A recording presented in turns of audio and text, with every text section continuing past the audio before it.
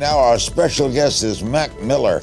After launching onto the scene with 2011's Blue Side Park, the first independently released album to reach #1 on the Billboard 200 charts since 1995. Mac Miller, a w zasadzie wystawa poświęcona zmarłemu już artyście. Chodźcie dowiedzieć się więcej o Malcolmie. Now, I got a little bit of money filling my pockets.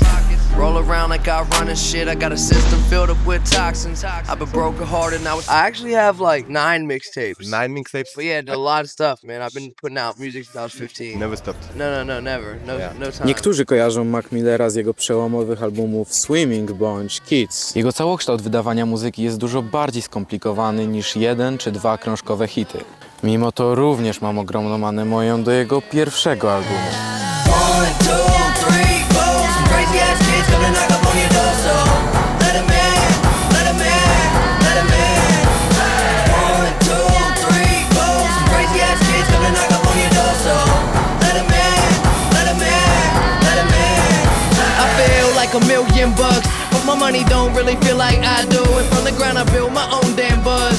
People was amazed I was still in high school, but now I'm L. And money what I'm about, trying to get so much that I can't keep. Jak w życiu, sielanka nie może trwać zbyt długo i zaraz po nastoletnim sukcesie Mac Miller utonął w sławie, narkotykach i kobietach. Dopóki nie nauczył się pływać. Prawie. No one was ready for Nobody that. expected it. And no one knew how not ready they were. The rapper Mac Miller is dead at the age of just 26. O tym, jakie emocje pozostawiła we mnie ta wystawa, opowiem później. Tymczasem chciałbym przedstawić wam kuratora tejże wystawy, Piotra Zawałkiewicza, który, jak sam przyznaje, miał tonę szczęścia przy kolekcjonowaniu przedmiotów na tę wystawę. To była jedna płyta mniej, nie było tej czarnej tutaj w rogu, czyli wydałem to wersję deluxe. Po otwarciu wystawy odezwał się do mnie na Instagramie kilkoś z Niemiec, z Leipzig.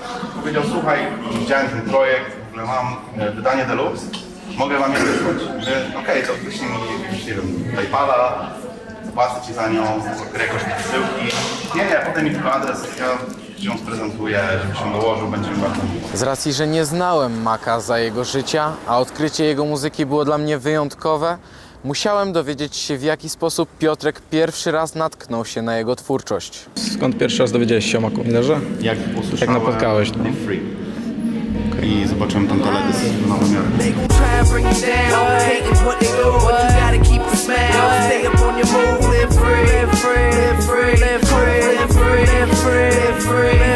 I zobaczyłem, jaki ten gość ma luz i jak to jest wszystko takie spontaniczne, wesołe. W ogóle 17-latek ci mówi jak na życie. No totalnie, to było dla mnie to było takie wow, o co chodzi. Wtedy też nie było tak, że mi się lampka zapaliła i stwierdziłem: Boże Święty, nie wiem, stworzę mu w ogóle... Kiedyś muzeum, nie? Wystawę.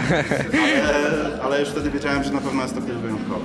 Jest wyjątkowy, ponieważ potrafił przekazać swoim słuchaczom w każdym możliwym stanie emocjonalnym coś, z czym mogą się utożsamić. Nie dawał rad, jak żyć, tylko mówił, jak on żyje, dając tym samym inspirację. Jednocześnie potrafi powiedzieć, że nie ma pojęcia, o co tu chodzi i co tu robimy, a zarazem obnażyć wszystkich innych i powiedzieć to samo o nich.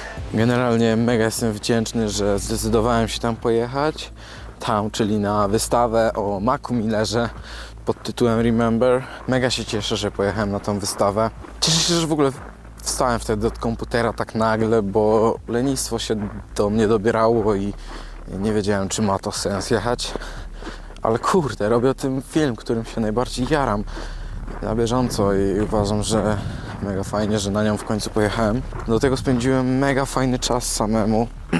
Pozwiedzałem kawiarnię. A oprócz tego chciałbym napomknąć, że wiele mnie nauczyła ta podróż, zarówno bycia samemu z sobą, jak i trochę odpowiedzialności, bo muszę przyznać, że się obsrałem, jak o 1:00 w nocy próbowałem zarezerwować pokój na tą samą noc i nie było dostępnych pokoi.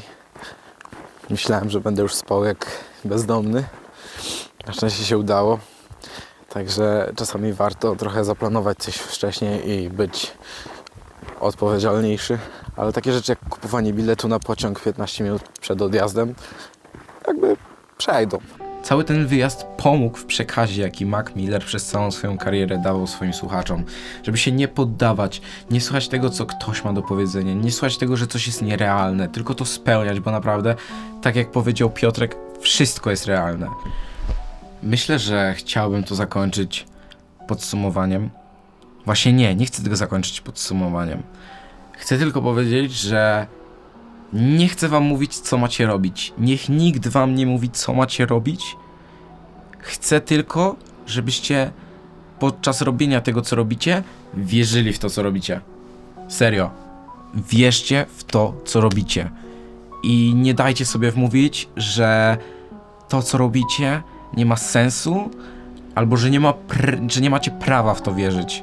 Jeśli tylko będziecie wierzyć, że to, co robicie, ma jakiś sens i ma jakąś podstawę i wierzycie w to, że to jest to, co powinniście robić, to wam to wyjdzie.